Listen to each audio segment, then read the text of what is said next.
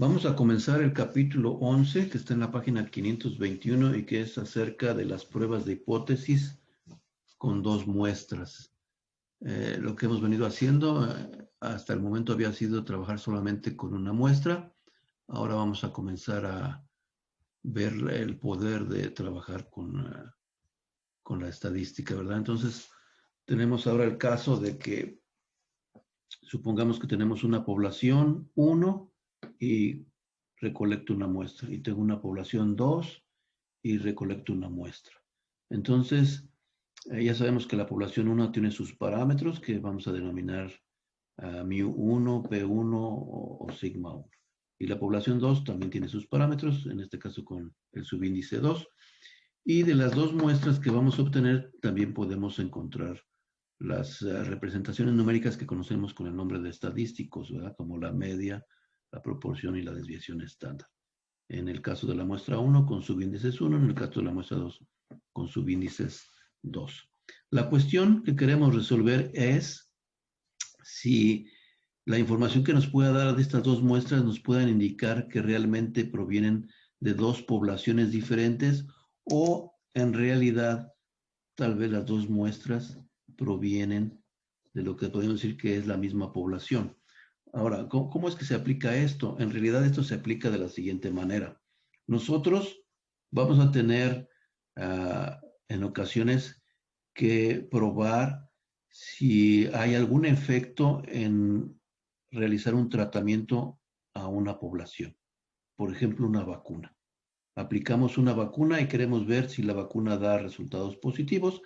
Para eso tenemos que tomar dos muestras. Una muestra va a ser la gente que tomó la vacuna y la otra muestra va a ser la gente que no tomó la vacuna. Entonces, yo voy a tener mis dos muestras y voy a tratar de compararlas, ¿verdad?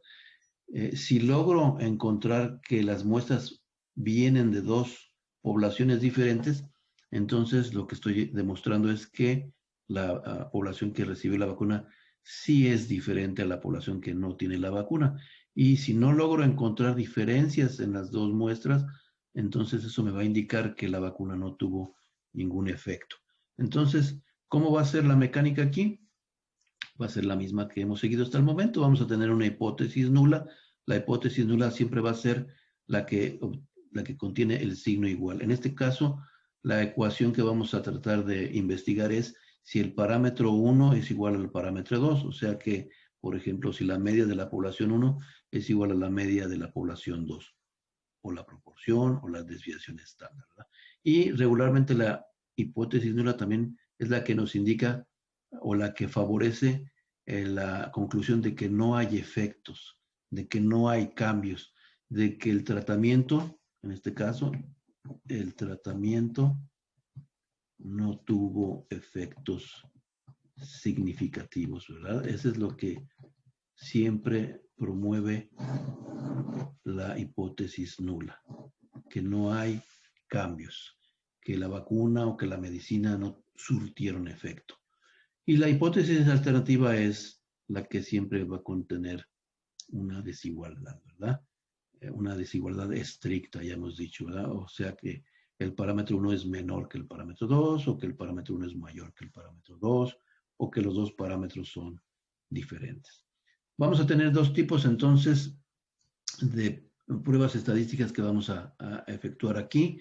El primer tipo de pruebas estadísticas va a ser cuando decimos que las dos muestras son independientes, o sea que coleccionamos una muestra y para coleccionar la segunda no tenemos que esperar nada de la primera muestra, ¿verdad? O de los individuos de la primera muestra. Por ejemplo, en el caso de las vacunas, voy y recluto gente, ellos no van a saber si les estoy poniendo la vacuna o no, les aplico la vacuna, el médico tampoco sabe, la enfermera tampoco, y sigo coleccionando gente, entonces mis dos muestras son completamente independientes, ¿verdad? En el segundo caso vamos a tener muestras que no son independientes, o sea que sí son dependientes y esas se van a llamar muestras apareadas o per samples. Y en ese caso es, por ejemplo, cuando a la misma persona se le mide, por ejemplo, el peso, luego se le da una dieta y luego se le vuelve a medir el peso a la misma persona. En ese caso, La primera medición y la segunda medición están relacionadas. Quiere decir que esa muestra que voy a obtener, si repito ese proceso con muchas personas, pues van a ser muestras que no van a ser independientes. ¿Por qué? Porque están conectadas a través de las mismas personas, ¿verdad? A la misma persona se le hizo una cosa y se le hizo otra, ¿verdad? Entonces así vamos a ver si el tratamiento funcionó. Pero ese es el caso cuando las muestras no son independientes. Ahora, cuando las muestras son independientes, el tipo de prueba que vamos a poder desarrollar es prueba de comparación de medias, comparación de proporciones o comparación de desviaciones estándar. Las comparaciones van a ser realizadas utilizando un estadístico de prueba como lo hemos hecho hasta la fecha, ¿verdad? Si trabajamos con las medias, en este caso va a ser simplemente la T de student, nuestro estadístico de prueba. Si vamos a trabajar comparando proporciones, vamos a utilizar el valor Z, y si vamos a comparar desviaciones estándar, vamos a utilizar el estadístico F, ¿verdad? La distribución muestral correspondiente para cada uno de los casos, bueno, pues cuando es T es la T de student, la distribución muestral. Cuando es Z ya sabemos que es la distribución normal estándar. Y cuando es F, mi estadístico, pues la distribución muestral es la que se llama o se conoce como distribución F. Finalmente, en el caso de que las muestras sean dependientes, o sea que estén apareadas, solo vamos a hacer un tipo de prueba de hipótesis, que va a ser comparar medias, ¿verdad? Y el estadístico de prueba, nuevamente, es la T, y la distribución muestral es la T de student. ¿Qué método vamos a utilizar para tomar la decisión? En este caso hemos decidido utilizar exclusivamente el método de los valores P, de los p-values. ¿Por qué? Porque es un método muy fácil y podemos tomar una decisión sin mayor problema, ¿verdad? Entonces vamos a comenzar con la sección 11.1. Esa está en la página 522. Y vamos a hacer lo siguiente, ¿verdad? Esa es la sección que corresponde a pruebas de hipótesis para la diferencia entre dos medias, o sea, vamos a comparar dos medias, y estas es cuando las muestras son independientes. ¿Cuáles son los pasos? He hecho aquí simplemente un resumen muy sencillo de los pasos que vamos a seguir. Como ustedes van a ver, son los mismos pasos que seguimos en el capítulo anterior. Empezamos con indicar simbólicamente la claim, que es la afirmación categórica de alguien que es experto. Vamos a escribir lo opuesto de la afirmación. De ahí vamos a sacar la hipótesis alternativa y la hipótesis nula. El segundo paso es conocer el valor de significativo o de significancia, el nivel de significancia alfa. Si no es proporcionado en el problema, ya sabemos que ese va a ser igual a 0.05. Luego vamos a calcular nuestro estadístico de prueba, que en el caso de esta comparación de medias va a ser el estadístico T, que va a ser simplemente obtenido encontrando la diferencia entre las medias de las dos muestras, y le vamos a sustraer la diferencia entre las medias de las dos poblaciones, ¿verdad? Y eso lo vamos a dividir entre la raíz cuadrada de una fracción, de una suma de fracciones. La primera va a ser la desviación estándar al cuadrado entre el tamaño de la muestra 1, y vamos a sumar la segunda fracción, que es simplemente la desviación estándar de la segunda muestra al cuadrado entre el tamaño de la muestra 2. Ya que tenemos ese valor de T, ya podemos calcular el p-value. El p-value, ya sabemos que si estamos trabajando con T's que son positivas, nuestro p-value simplemente es 1 menos pt del valor T y los grados de libertad. Si estamos trabajando con T's que son negativas y el valor que obtuvimos es negativo, entonces el p-value simplemente es pt o pt de T, grados de libertad. Y si es una prueba de dos extremos, simplemente se va a multiplicar por 2 el resultado que obtengamos para el p-value. Vamos a hacer el ejemplo 11.1, que está en la página 524 para aplicar este conocimiento. Nos vamos a nuestro libro. En nuestro libro, pues vamos a ver que nos presentan un caso de entrada y luego ya empiezan con la sección 11.1, que es la que estamos trabajando. Y como dice aquí, vamos a usar el valor P o el p-value para determinar nuestra conclusión. Aquí está la notación que se sigue en este capítulo, la presento porque está en inglés, ¿verdad? mu1 y mu2 son las medias de las poblaciones, x/1 y x/2 las medias de las muestras, S1 y S2 las desviaciones estándar de las muestras y finalmente N1 y N2 los tamaños de las muestras. Enseguida tenemos la presentación de las hipótesis, el tipo de estadístico que se va a utilizar, que es el que les acabo de escribir en nuestro sumario, en nuestro formulario. Y los grados de libertad se van a obtener de lo que resulte más pequeño de N1 menos 1 o N2 menos 1, ¿verdad? El más pequeño de esos valores va a ser los grados de libertad, como está indicado, ¿verdad? También hay fórmulas exactas para conocer esos grados de libertad y probablemente vamos a utilizar alguna de esas fórmulas exactas en vez de estar utilizando aproximaciones, ¿verdad? De los grados de libertad. Cuando hay 2 muestras, cuando hay 3 muestras, cuando ya se incrementa el número de muestras, los grados de libertad es un cálculo que se va complicando más y más, pero tenemos fórmulas exactas.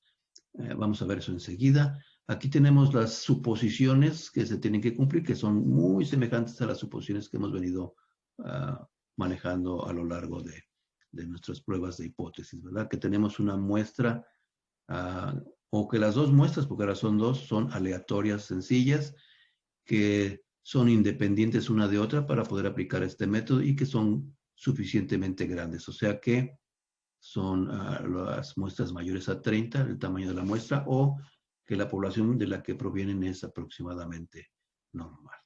Y bueno, después viene la descripción del método, utilizando el valor P o el p-value. Nosotros ya sabemos qué tenemos que hacer. Tenemos nuestras 2 formulitas para, dependiendo si tenemos una T positiva o una T negativa. Y aquí está el problema que vamos a resolver, el problema 11.1. Dice que la Evaluación Nacional del Progreso Educacional, o NAEP, probó una muestra de estudiantes que han utilizado una computadora en sus clases de matemáticas y otra muestra de estudiantes que no han usado una computadora. La media de la muestra de la calificación de los estudiantes utilizando computadora fue 309, con una desviación estándar de 29, y para los estudiantes que no utilizaron computadora, la media de la muestra fue 303, con una desviación estándar de 32.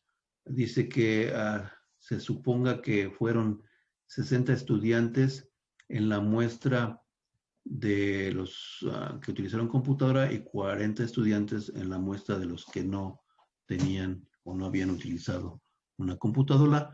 Finalmente hay que obtener una conclusión de que si las calificaciones medias de la población son diferentes. Y vamos a utilizar un nivel alfa del 0.05. Simplemente queremos saber el efecto del uso de computadora. Ese es lo que llamaríamos el tratamiento, ¿verdad? El tratamiento de la población.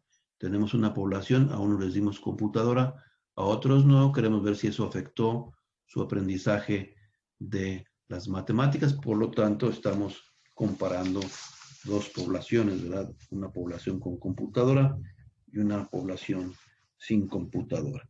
Entonces aquí, regularmente cuando tenemos lo que se llaman los datasets, los conjuntos de datos, tendríamos que calcular las medias, la media de la primera muestra, su desviación estándar, la media de la segunda muestra y su desviación estándar. Esto cuando nos den los datos, las calificaciones una por una de las 60 estudiantes o los 30 o 40 estudiantes, ¿verdad? En este caso ya nos ahorraron este trabajo, ya nos están dando la media y la desviación estándar de las muestras, ¿verdad? Las vamos a anotar enseguida. Vamos a empezar como siempre. Primero escribiendo la afirmación categórica. En este caso, simplemente las personas que están conduciendo el estudio quieren saber o quieren en este momento conocer si hay una diferencia en las medias de las poblaciones, ¿verdad? En este caso de sus calificaciones, de sus scores en la clase de matemáticas. ¿Cuál es la afirmación contraria? Pues que las medias van a ser iguales, ¿verdad? ¿Qué quiere decir eso? Pues que no sirvió de nada usar la computadora. Entonces, de aquí sacamos inmediatamente que la hipótesis alternativa es simplemente que la media de la población que usa computadoras es igual a la media de la población que no usa computadoras. Y la hipótesis nula es que las dos poblaciones tienen la misma media, por lo que podemos decir que es la misma población, o sea que no hubo ningún efecto en usar la computadora. Ya sabemos que de la hipótesis alternativa vamos a encontrar el tipo de test, que es en este caso el two-tailed test, o la prueba de los dos extremos, ¿verdad? Ya sabemos que al estar trabajando con medias vamos a usar la T de Studer. Y decíamos que nos habían ahorrado un poco el trabajo porque ya nos dan la información que corresponde a las muestras. Tenemos una muestra 1, cuya media es 309, la desviación estándar 29 y el tamaño 60. Tenemos una muestra 2, cuya media es 303, la desviación estándar 32 y el tamaño es 40. Entonces, el segundo paso es simplemente verificar que tenemos el valor de alfa, nos lo proporcionan, es 0.05. El tercer paso es calcular el estadístico de prueba. Como ven, son los mismos pasos que se siguen en una prueba con una muestra. Pues vamos a tener que la T va a ser igual a, utilizando nuestra fórmula que está aquí arriba, va a ser la diferencia entre las medias de las muestras, 309 menos 303, menos la diferencia entre las medias de las poblaciones. ¿Cuál es la diferencia entre las medias de las poblaciones? Siempre vamos a escribir de acuerdo con la hipótesis nula. ¿Cuánto es W1 menos W2? De aquí podemos encontrar que W1 menos W2 va a ser igual a 0. Entonces aquí voy a poner menos 0 entre la raíz cuadrada de la desviación estándar de la primera muestra es 29, la voy a elevar al cuadrado y lo voy a dividir entre 60, más 32, que es la segunda desviación estándar, elevada al cuadrado y dividida entre 40. Voy a escribir aquí, para que queden las notas, cómo voy a ejecutar esta operación utilizando mi consola del lenguaje R o mi R console.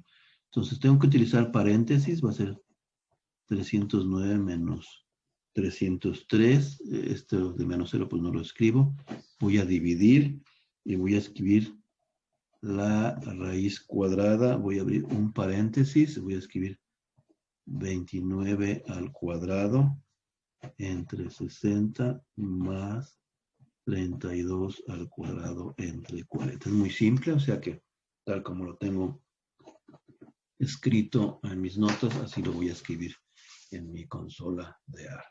Vamos a hacerlo y vamos a encontrar nuestro estadístico T. Entonces, aquí en la consola simplemente voy a escribir un paréntesis primero. El primer paso. Entonces es 309 menos 303 dividido entre la raíz cuadrada de 29 al cuadrado entre 60 más 32 al cuadrado entre 40.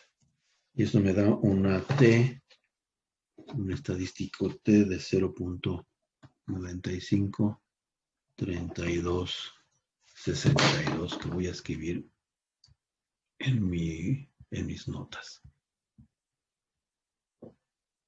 Ok, aquí la tengo ya. Ahora voy a proceder a calcular mi valor, mi p-value. Entonces vámonos a la siguiente página de las notas. Vamos a hacer lo siguiente. Esta es la parte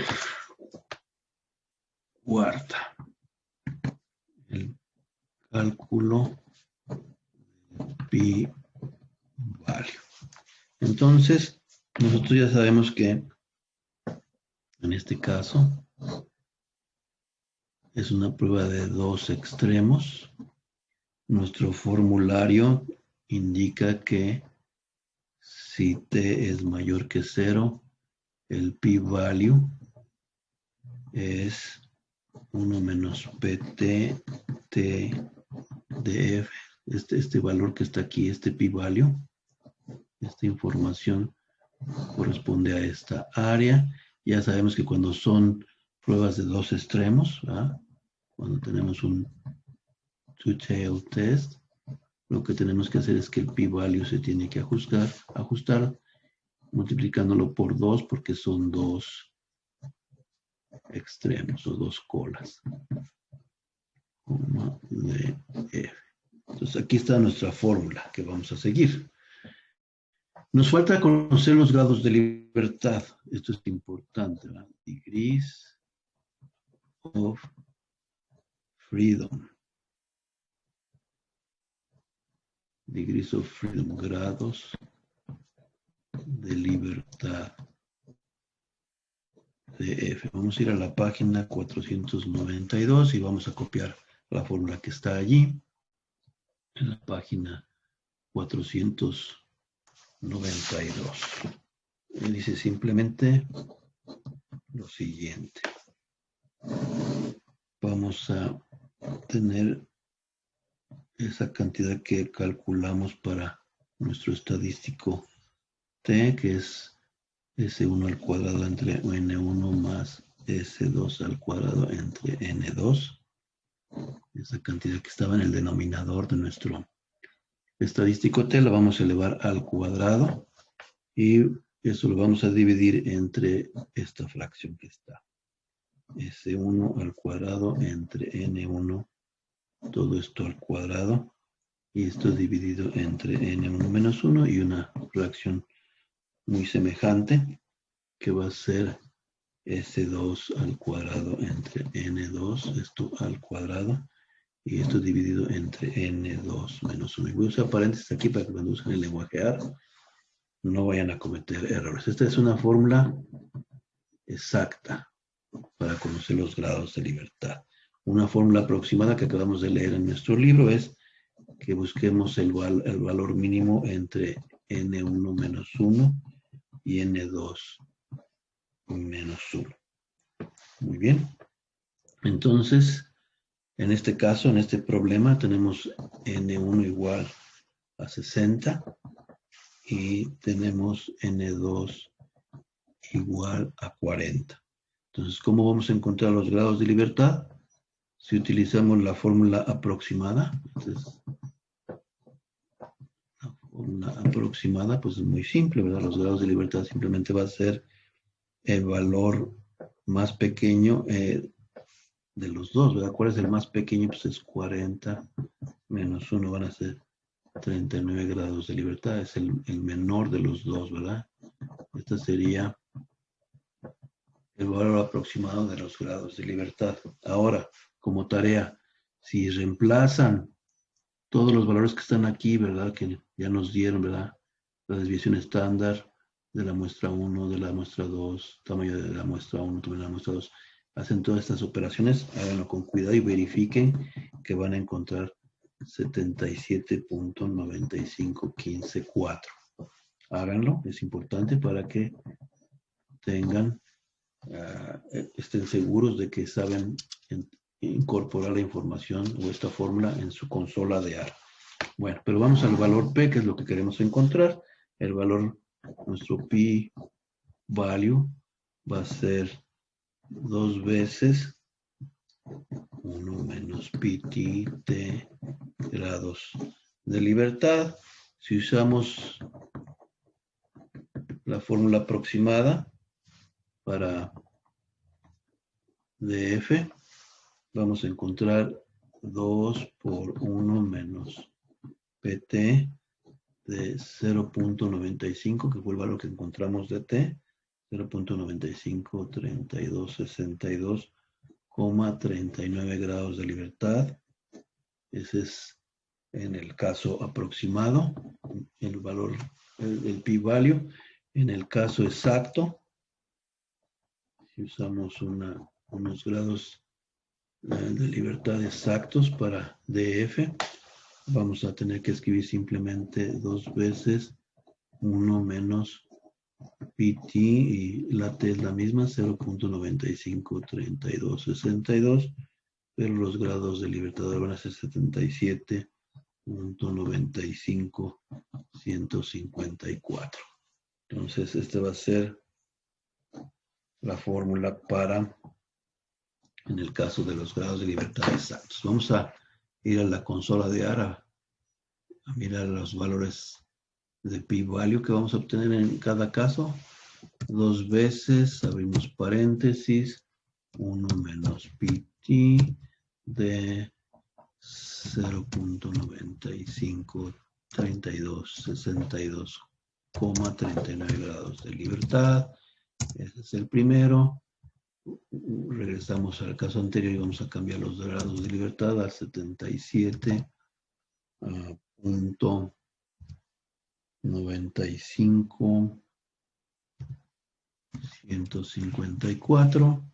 Lo hacemos y vamos a encontrar que no hay mucha variación, ¿verdad? Entonces, podemos utilizar los grados de libertad aproximados. Sin embargo, les doy las dos fórmulas porque hay veces estamos inseguros y queremos mayor seguridad, y para eso pues, utilizamos la fórmula de los grados de libertad calculados de manera exacta. Entonces, ese es el resultado para el p-value. Entonces, aquí tenemos el p-value, 0.34, 0.34. Vamos a hacer la decisión, vamos a tomar la decisión para terminar este problema. Sabemos que alfa es igual a 0.05, que es lo que vamos a comparar. Vamos a comparar el p-value con alfa. Entonces, aquí nos vamos a dar cuenta que el p-value es mayor que alfa. Por lo tanto, no rechazar la nula es la conclusión. No rechazar la nula, por lo tanto, vamos a escribir la conclusión. La conclusión va a ser simplemente there is not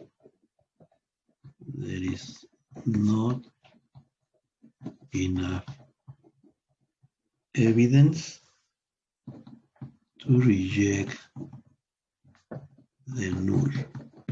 Ahora vemos cómo está la claim y cómo está la nula. Entonces vamos a escribir que como son diferentes tenemos que hacer un cambio de verbo. Entonces, there is not enough evidence to support the claim. To support the claim that there is an effect. Es importante ahora que hay un efecto. There is an effect when using a computer, ¿verdad? When using a computer in the math class. ¿Verdad? No hay efecto, sucede, no se notó que ayudara mucho tener o no. Entonces tenemos nuestra primera pausa para que hagan un par de ejercicios de la sección 11.1 del exercise set o conjunto de ejercicios que están en la página 531.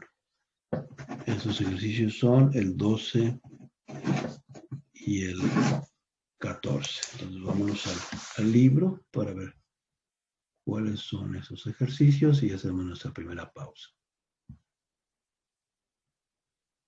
Entonces nos tenemos que ir a la página 531. Y el ejercicio está acá a mano derecha, donde dice recuperación de una cirugía. Entonces lo que tenemos aquí es lo siguiente. Dice que un nuevo tratamiento postquirúrgico fue comparado con un tratamiento estándar. O sea, se está tratando de verificar que hay un efecto en una población al seguir una metodología o un tratamiento o una nueva manera de hacer las cosas, ¿verdad? Dice 7 sujetos recibieron el nuevo tratamiento, mientras que otros 7, que se llaman los controles, regularmente el grupo de control es el que no recibe ningún tratamiento, es el que recibe lo que le llaman un placebo o un placebo en inglés, que es simplemente los engañan de que están recibiendo algo, pero no están recibiendo nada, y solo el que hace la prueba sabe que no recibieron nada. Y entonces esos recibieron el tratamiento estándar, ¿verdad? Y los tiempos de recuperación en días están aquí abajo. Los grupos que recibieron el nuevo tratamiento están aquí. Los que recibieron el tratamiento estándar o lo que se llama prueba de control están aquí. Y queremos determinar si estos dos grupos provienen de la misma población o ya se pueden considerar de poblaciones completamente diferentes, ¿verdad? Y eso como lo queremos elaborar es a través de la pregunta. Can you conclude that the mean recovery time for those receiving the new treatment is less than the mean for those receiving the standard treatment? O sea, que podemos concluir que el tiempo medio de recuperación para quienes reciben un nuevo tratamiento es menor que, entonces nos está hablando del claim, es menor que la media para los que recibieron el tratamiento estándar. Aquí tenemos la alfa. Bueno, ese es el problema 12. Por cierto, aquí nos están dando el data set. Tenemos que calcular nosotros la media y la desviación estándar utilizando nuestra computadora o cualquier otro mecanismo que tengamos para hacer dichos cálculos. Y el problema 14 es el siguiente. Dice que investigadores médicos condujeron un estudio para determinar si el ejercicio en la caminadora y mejoraría o podría mejorar la capacidad de caminar de pacientes que sufren de claudicación, que es un dolor causado por un flujo insuficiente de sangre hacia los músculos de las piernas. Una muestra de 48 pacientes caminó en la caminadora, que en inglés es la treadmill, por 6 minutos cada día. Después de 6 meses, la distancia media caminada en 6 minutos fue de 348 metros, con una desviación estándar de 80 metros. Un grupo de control de 46 pacientes que no caminó en la caminadora, su distancia media fue 309 metros, con una desviación estándar de 89 metros. Queremos saber, can you conclude? Queremos saber si la distancia media caminada por los pacientes que usaron la caminadora es mayor que, aquí está la claim, ¿verdad? Mayor que la media de los pacientes de los grupos de control, ¿verdad? Entonces queremos saber, en este caso, si hay efecto en usar la caminadora, ¿verdad? Usamos un nivel de alfa de 0.05. Si tienen preguntas, no duden en mandar un correo electrónico. Ahora en la sección 11.2, lo que vamos a hacer es, vamos a hacer pruebas de hipótesis para la diferencia entre dos proporciones, ¿verdad? Esto está en la página 533 de nuestro libro y dada la característica de este tipo de problemas, ya tengo también una porción de material que puede ir a su formulario, ¿verdad? Como hemos venido comentando, todas estas pruebas de hipótesis, lo que hay que hacer es organizar bien nuestras fórmulas y anotar con claridad cuáles casos son resueltos con cuáles fórmulas, ¿verdad? Entonces, aquí los pasos van a ser los mismos. Vamos a escribir nuestra claim, nuestra afirmación categórica y la opuesta, ¿verdad?, de manera simbólica. Ya sabemos que la que no contenga el signo igual se va a convertir en la hipótesis alternativa y la hipótesis nula siempre contiene un signo igual, ¿verdad? Y luego vamos a ¿qué hacer? Vamos a verificar que conocemos nuestro nivel de significancia alfa. Después vamos a calcular el estadístico de prueba, que ahora vamos a utilizar la Z porque estamos comparando proporciones. El valor Z en este caso va a ser encontrado simplemente calculando la diferencia entre las proporciones de las dos muestras. Ya sabemos que esas se escriben con la pi con gorrito, que se llama pi hat, y esto se va a dividir entre la raíz cuadrada de pi con estrella, que multiplica a 1 menos pi con estrella, o star en inglés, y esto va a multiplicar a una suma de dos fracciones, 1 entre n1 más 1 entre n2, que es la suma de los recíprocos de los tamaños de las dos muestras. Ahora, ¿qué es pi star o P estrella? Simplemente es un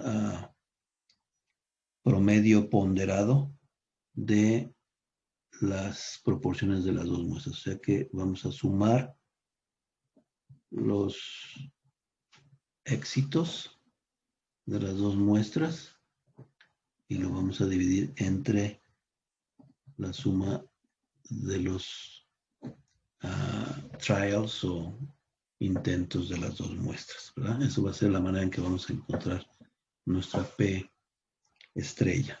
Después vamos a calcular el p-value, igual que hemos hecho siempre. Si en este caso la z es positiva o mayor que 0, el p-value es 1 menos pi norm de z. Si la z es negativa, entonces el p-value es pi norm de z. El caso de la z positiva, pues es el right tail test. El caso de la z negativa es el left tail test. Y cuando tenemos un two tail test, que es el caso de los dos extremos, el valor que obtengamos del p-value se multiplica por 2.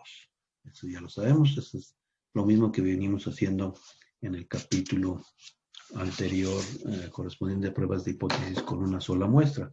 Ahora simplemente tenemos dos muestras, pero los métodos siguen siendo los mismos. Los pasos, la metodología sigue siendo la misma. Vamos a hacer el ejemplo 11.3 que está en la página 536 de nuestro libro. Entonces nos vamos directamente a la página 536 y aquí está el problema que vamos a resolver.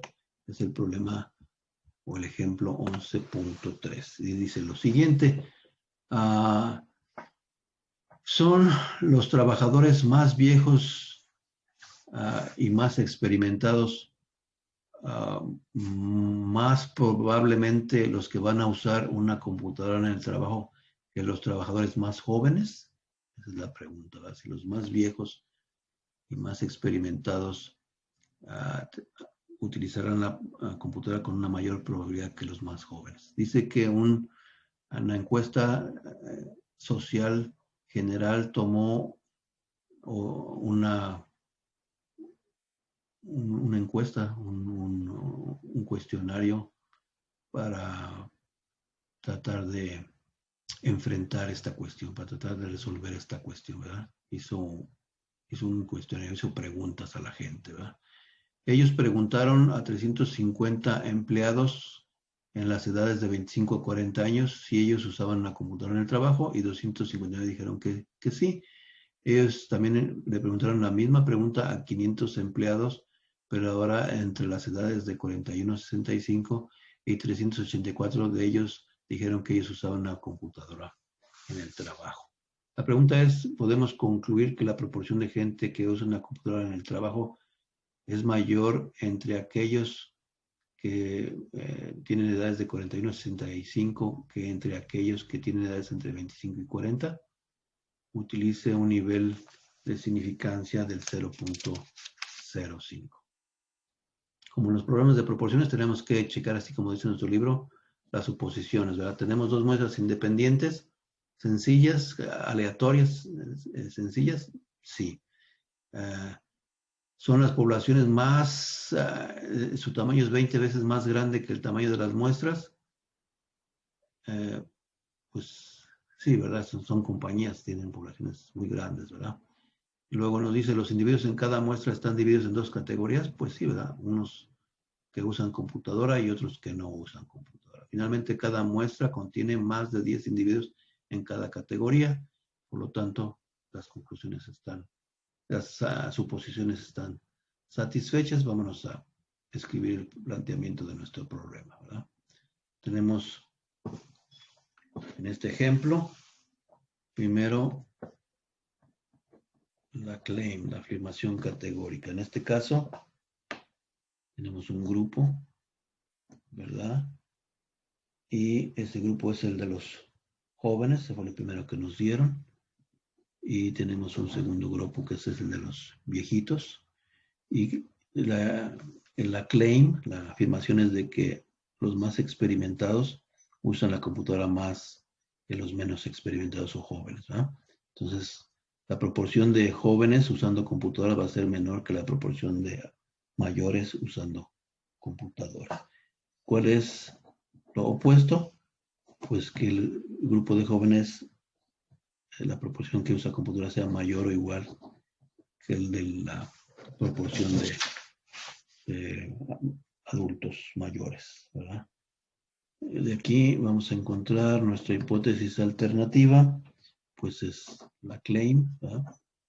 La afirmación categórica, porque es la que contiene la desigualdad estricta, y por lo tanto nuestra hipótesis nula siempre es una igualdad estricta también. P1 igual a P2. Entonces tenemos las muestras, tenemos el grupo 1, tenemos el grupo 2 y tenemos ya la información, ¿verdad? Estos son los de edades 25 a 40, edades 41 a 65. Y tenemos en el primer caso que hubo 350 individuos, de los cuales 259 sí usaron computadora. Por lo tanto, de aquí podemos encontrar la proporción, ¿verdad? Número 1. En el segundo caso tenemos 500 individuos, de los cuales 384 usaron computadora, así que podemos encontrar la segunda proporción como 384 entre 500. De ahí vamos a sacar nuestras proporciones. También, ahí vamos a sacar también la proporción ponderada de las dos juntas, ¿verdad? Tenemos que esta hipótesis alternativa nos indica que tenemos un left tail test, ¿verdad? Un test cargado a la izquierda, algo como esto, ¿verdad? Entonces vamos a proceder al siguiente paso. El siguiente paso es simplemente verificar que conocemos, que tenemos información acerca del nivel de significancia. Entonces ya sabemos que alfa es igual a 0.05. Está escrito en el problema, ¿verdad? El siguiente paso es calcular el estadístico de prueba, ¿verdad? ¿Cuál es nuestro estadístico de prueba? Como estamos trabajando con proporciones, pues va a ser el valor Z. Para ello, primero tenemos que calcular nuestra P estrella, que es, digamos, la combinación de las dos proporciones, simplemente es X1 más X2 entre N1 más N2, o sea, va a ser 259 más 384, todo eso entre 350 más 500. No olviden usar paréntesis para escribir su numerador y su denominador. Esto simplemente nos va a dar 0.7564. También tenemos que calcular las proporciones con la información que nos dieron. Ya sabemos que son X entre N. Así que la primera, pi hat, es simplemente 259 entre 350. Esto da 0.74. La segunda, pi hat, va a ser simplemente 384 entre 500. Y eso simplemente me sale 0.768. Como pueden ver, la pi estrella, la p estrella, pi star, siempre ve que debe quedar intermedia entre los dos valores de las proporciones, ¿verdad? En este caso es 0.7564, está entre 0.74 y 0.76. Z, usando la fórmula que está dada en nuestro formulario, simplemente la diferencia entre la proporción 1 y la proporción 2. Luego tenemos la raíz cuadrada de la proporción ponderada o combinada, podría ser también el nombre, una proporción combinada, que multiplica a 1 menos esa proporción combinada y que multiplica al recíproco de la suma de los recíprocos de las dos muestras, ¿verdad? 1 entre 350 más 1 sobre 500, ¿verdad? Entonces, ese cálculo lo pueden hacer en su consola de AR y van a encontrar negativo 0.9360. 431. Traten de hacer esta operación y verifiquen que encuentran este resultado. Vámonos directamente a calcular el p-value. El p-value, ya sabemos que simplemente, en este caso estamos con una prueba hacia la izquierda. Tenemos esta z, es la que obtuvimos aquí, de menos 0.93. Ya sabemos que cuando la z es negativa, el p-value simplemente va a ser pi norm de z. Y no se multiplica por 2 porque no estamos en una prueba de dos extremos, ¿verdad? Entonces aquí simplemente va a ser p-value igual a pi norm de negativo 0.93. ¿Y eso cuánto nos da? Pues vamos a la consola de R rápidamente para encontrar la respuesta que andamos buscando. Entonces voy a escribir simplemente pi norm de menos 0.93 60,431. Eso me da 0.174625. Así que ya puedo tomar una decisión porque ya conozco mi p-value. Entonces, vamos a escribir aquí que ya vamos a tomar una decisión.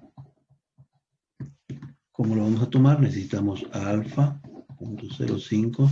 Necesitamos comparar alfa y el p-value.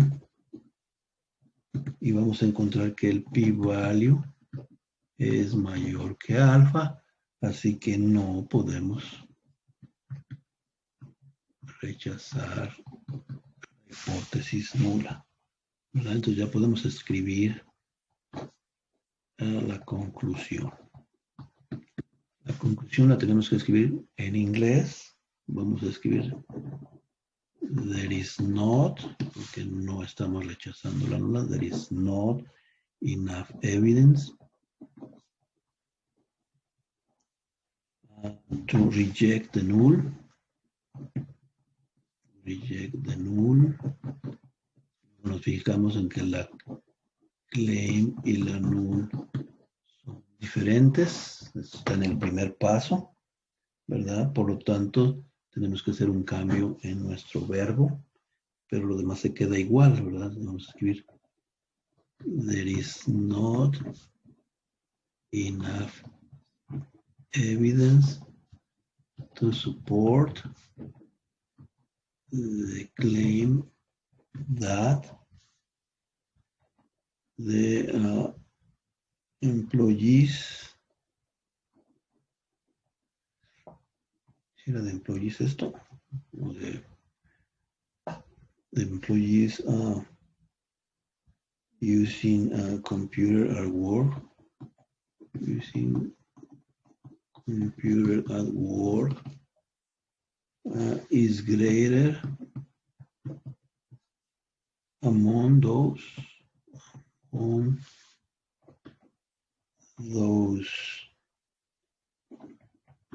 people age 4165 than among those people age 25, 40. So in other words, no effects. No effects because of using the computer. No hay efectos por la edad en este caso. Aquí la idea era que la edad hacía que la gente usara computadora, más los viejos que los jóvenes. Muy bien, vamos a escribir ya nada más que van a resolver. Se acabó. Entonces, vamos a escribir. Van a ir a la sección 11.2, que está en la página 542, lo que corresponde al exercise set o conjunto de ejercicios, y ahora solo van a hacer un problema, el problema 10. Y con eso termina nuestra lección del día de hoy. Así que vámonos al libro, a la página 542. Y buscamos el problema 10, que está inmediatamente en la parte superior del libro. Y dice lo siguiente: contaminación y altitud.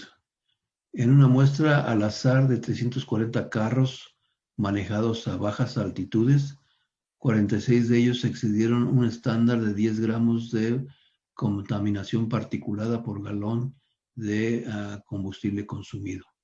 En una independiente muestra aleatoria de 85 carros manejados a altas altitudes, 21 de ellos excedieron el estándar. ¿Puede usted concluir que la proporción de vehículos a altas altitudes excedieron el estándar o exceden el estándar? Los vehículos que están excediendo el estándar es mayor que la proporción de vehículos a baja altitud que también están excediendo el estándar. O sea, solo queremos saber si la proporción de vehículos contaminadores a altas altitudes es mayor que la proporción de vehículos contaminadores a bajas altitudes. Así que escribiendo o dictando el problema, ¿verdad? Entonces, ¿qué vamos a hacer? La parte dice: escriba sus apropiadas hipótesis alternas y nulas. Lo que sigue es calcule el valor del estadístico de prueba, y en tercer lugar, escriba una conclusión al nivel de significancia de 0.01. Mucho ojo, 0.01. No olviden enviar correos electrónicos si tienen preguntas o mensajes de texto al número telefónico que aparece en el sílabus.